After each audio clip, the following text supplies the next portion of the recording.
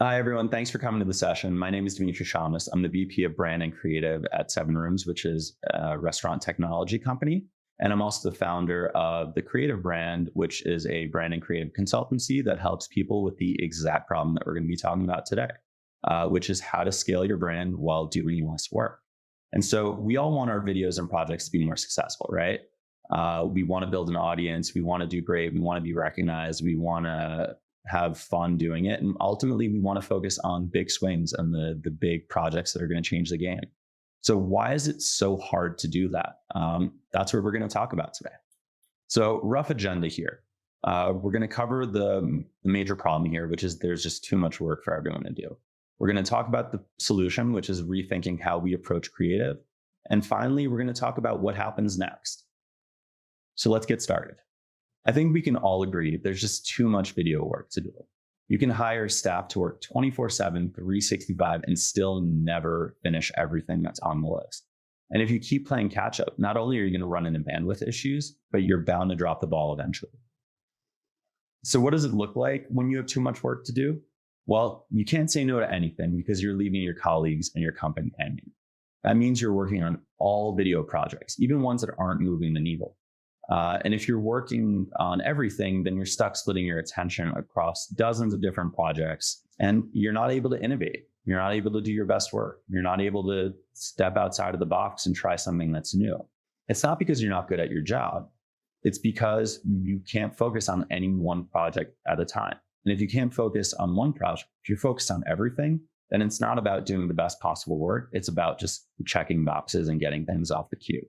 And that means you're probably taking shortcuts, and those shortcuts might speed things along, but they don't do anything for quality. When you're moving fast and taking shortcuts and looking for any solution to get your work done, you end up creating brand dissonance, which is just a fancy way of saying your video projects look different from project to project. And so some of these shortcuts might be little, right? Maybe you use black instead of dark charcoal because you can't remember the hex code. Or maybe on the fly, you're creating your own lower third style because you don't know where the template is located. Not a big deal in individual settings, but when you add all of that together, you're actually creating something that looks and feels completely different. And where this really bites you is that your customers no longer recognize you. And if they don't recognize you, then they can't trust you. If they don't trust you, they don't buy from you. So this brain dissonance is actually a really big deal. So why do so many teams face that? Well, it's because we haven't changed the way we approached video work. And when I say we haven't changed the way we approach video work, what I mean is that the approach from leadership to creative hasn't changed. So have you ever heard this? Just send it to creative to make it look good, says every CMO ever.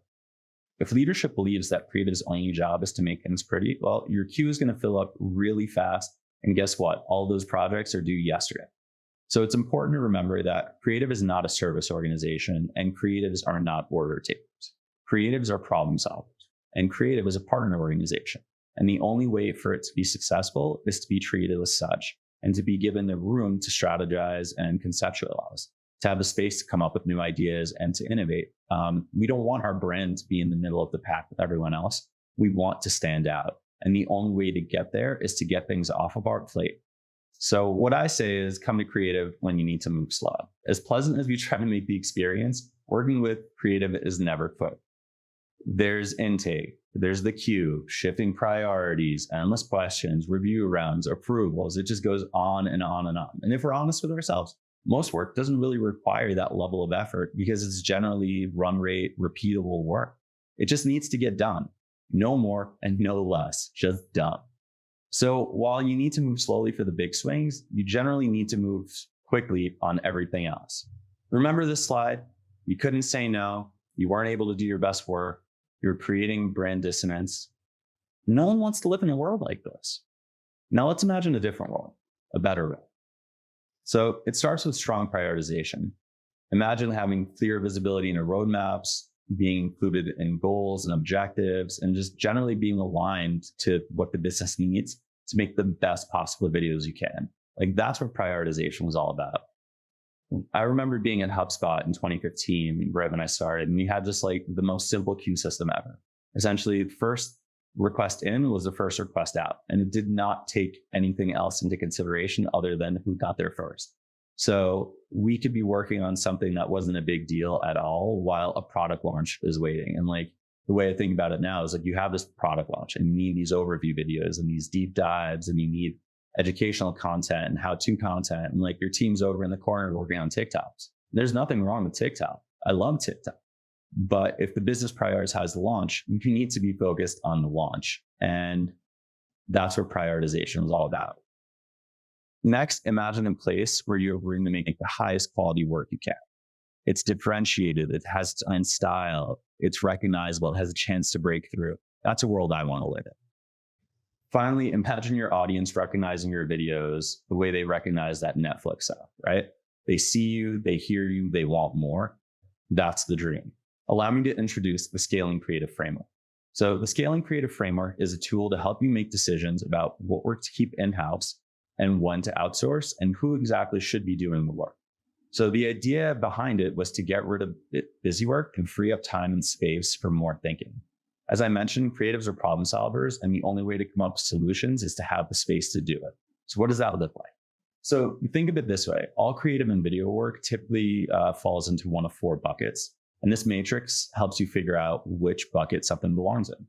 So the x-axis, or the horizontal line, is all about determining whether the work should be done in-house or out-of-house. The y-axis, the vertical line, is about the creative complexity of a project and helps determine if something is repeatable and requires maybe some additional tool with your guidelines, or is more strategic and requires a different level of direction. So creative driven means that you need a creative director, an art director, you need a broader strategy. You need to figure out what the actual game plan is and how to build a playbook off of it. Creative supported means it's something that you've figured out already. It's something you've probably done a million times. It's something that's generally repeatable. So it is work that just really needs to follow a more or less step-by-step process that already exists. So let's talk about these quadrants, right? Let's start with the top half. On the top right, we have our in-house creative team. This work here is complex. It's deeply strategic. It requires thinking. The goal of this framework is really to create space for this quadrant to do its best work and focus on big scopes. On the top left, we have the agencies and production studios bucket. So this is also highly complexity, highly strategic work, but maybe it's something you don't have the bandwidth internally to take on, or more often than not, it requires a skill set that you don't have. The way I think about it is I've never made a Super Bowl ad before. And if I ever was to do one, I would definitely want help from people who've done it before. So that's where the agencies and production studios come into play. Next, let's move to the bottom half of the grid. So most work, in my opinion, should live on this bottom half. So on the bottom left is where we have our vendors and agencies. The work we send here is typically low complexity and repeatable. So think of it as something you have the playbook built out for, and you just need help with execution on it. Perhaps it's a social series that you figured out already, and you just need help with execution there to free up the space for you to figure out what that next content series might actually look like. And then finally, on the bottom right, we have our self-service systems.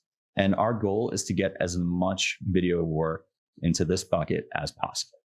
So what is a self-service system? A self-service system is a system where marketers and really everyone at the company can be completely autonomous.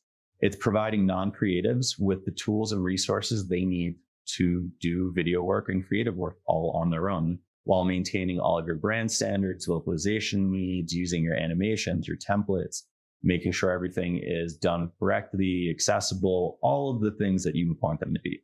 So the image here on the right is from Vimeo's advanced creation tools, and that's one really, really great way of providing your broader team with resources. So self-service is great because it really frees up the space that creative is looking for, while generally being the fastest path to success for non-creatives. So, all that stuff we talked about earlier about intake and questions and queues and reviews, none of that exists here. Everything is immediately available to your colleagues for them to get to work on quickly and to iterate quickly and to bring back data and insights quickly. So imagine a world where everyone at your company can create their own video assets without needing to go through creative. Everything is on brand, localizable, using your animations and templates in all sorts of different sizes and aspect ratios. Sounds pretty cool, right? Well, you can make that happen. That's what self-service was all about. Here's a flow chart that will help you decide if self-service systems will work for your video project. So there's a lot going on here. There's a lot of questions, a lot of text. Feel free to screenshot this for later. But really, it comes down to whether or not a request is thoughtful or not, or good or not. And if the request is thoughtful and the insights are there, please submit a creative request form, submit the intake form, get it into the right hands, and let's start the process. If the answers aren't there yet, that's okay. You don't know what you don't know, but that's actually what self-service systems are perfect for, because you can get started and get to work right away and start getting results right away. And then once you know what's working, what's not, then you can fill out the insight or the intake form, with the answers to all those questions, so that you could blow out the work that you're doing and really turn it into something bigger than where it started. So how do we get started with self-service systems? One, you're not going to be able to solve all those problems all at once. So you need to figure out where you can make the biggest impact and choose the right tools for the job. I know a pretty good video service that has some great tools that I've been using. Two, to ensure that your colleagues have everything they need to be successful, you'll need to actually build the resources. So for video, that might be templates, that might be opening and closing tags, lower thirds, animations, anything that your team could really use to take their videos to the next level and to make sure that they're aligned with your brand. Three, everything you built in step 2 needs to get uploaded and categorized and organized into the tools you selected in step 1. And you got to think like your colleagues here and name things and organize them in a way that makes them easy to find. Because if they can't find them, guess what? They are not going to use them. And then step 4, finally, build out training and enablement materials that your colleagues can refer back to and really dig into to figure out how to use these tools and these systems. And that works for multiple reasons. One, if they're referring to training materials, then your Slack is not blowing up. And similar to what I said in step 3 about if people can't find the resources, they won't use them. If they don't know how to use the resources, they also won't use them. So make sure you give people great instructions and they will start using the tools you built for them. So once you've invested the time to build out your self-service systems, everyone wins. Seriously. You and the creative team are no longer order takers. Creatives are now strategists with more room to focus and time to think on those big swings. Some of the other benefits here are the quality of the work increases exponentially. Your brand dissonance problem goes away, and you don't have to say no to your colleagues anymore because now the answer is yes, we can help with that. And here's this great tool that you can use to actually get the job done. Your colleagues, they get to work faster and collect data more quickly. And the coolest benefit is that they now have access to everything they need to be successful. And, there are fewer bottlenecks, and that one team that always draws the short straw, and you know exactly who that team is because every company has one. They get a win here too. So everyone is happy. Your prospects and customers, they get to build a new kind of relationship with your brand because they recognize it and see it everywhere. When you pair that up with your colleagues moving faster, there's way more content than ever before for your consumers to consume, which is really exciting. And then finally, we all want leadership to be happier, right? Well, they win here too because they're hearing fewer complaints about creative bottlenecks. They're allocating less budget to repeatable work, although they're still seeing the benefits and the impact of that. And they're watching the brand grow because now there's more time to do those new things, take on those big swings and those experiments. And we're finally going to launch that YouTube channel that you've been pitching for years. So everyone truly does win with self-service systems. Thank you so much for spending some time with me today. My name is Dmitry, and if you have any questions or are looking for help in implementing self-service systems, find me on LinkedIn. Enjoy the rest of the sessions.